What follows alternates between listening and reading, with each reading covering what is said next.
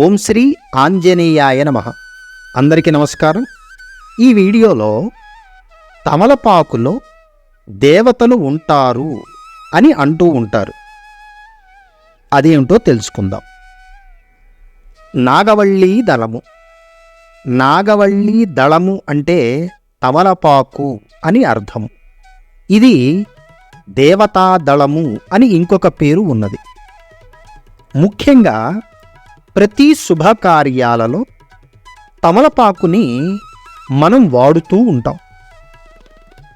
అయితే ఈ తమలపాకులో ఏ స్థానంలో దేవతలు ఉంటారంటే, తమలపాకు తొడిమెలో లక్ష్మీదేవి, తమలపాకు మధ్య భాగంలో పార్వతీదేవి, కొన భాగంలో విద్యాలక్ష్మి, సరస్వతీదేవి వీరు ఉంటారు అని శాస్త్రంలో ఉన్న కథ.